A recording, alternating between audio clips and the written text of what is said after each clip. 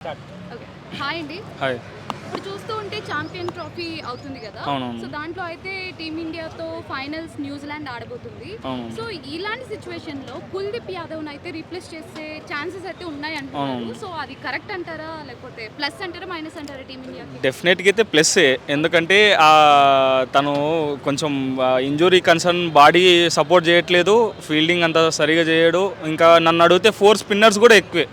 వాళ్ళు స్వీప్స్ బాగా ఆడుతున్నప్పుడు పవర్ ప్లేలో మనం వికెట్ తీయాలనుకుంటే ఒక మెయిన్ బౌలర్గా ఫాస్ట్ బౌలర్ హర్షదీప్ సింగ్ కానీ హర్షిత్ రాణా కానీ ఎవరినో కానీ మనం రీప్లేస్ చేసినాం అనుకో కొంచెం బెటర్ అవుతుంది అనేసి నా నా నా పర్సనల్ ఒపీనియన్.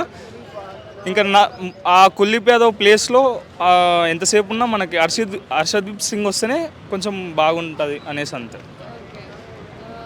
మరి మొన్న న్యూజిలాండ్ ప్లేయర్ హెన్రీ ఉన్నారు కదా, అవునవును. ఆయనకి సెమీఫైనల్స్ ఆడినప్పుడు ఆయన అవునవును. గాయమైంది. గాయమైంది. సో దానివల్ల ఫైనల్ ఆడే ఛాన్సెస్ లేవని చెప్పేసి అంటున్నారు కెప్టెన్.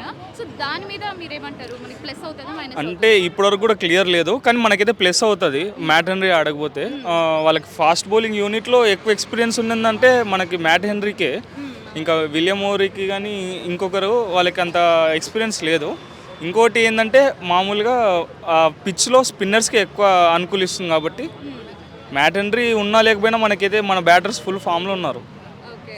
మొన్న లాస్ట్ సెమీఫైనల్స్ చూసుకుంటే మనం రోహిత్ శర్మ అండ్ శుభ్మన్ గిల్ చాలా త్వరగా అవుట్ అయిపోయారు. సో ఎందుకు అలా జరిగి ఉంటుంది అనుకుంటున్నారు? యాక్చువల్గా అవునవును. ఎంతైనా స్ట్రాంగ్ సైడ్ మనం ఆస్ట్రేలియా, దాన్ని మనం ప్రెడిక్ట్ చేయలేము ఎవరు ఏ బాల్ అవుట్ అవుతారు అనేసి.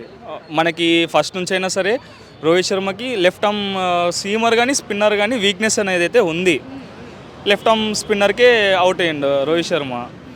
ఈసారి యాక్చువల్గా న్యూజిలాండ్ ఏమంటే 20 ఓవర్స్ తర్వాత శాండర్ వస్తాడు.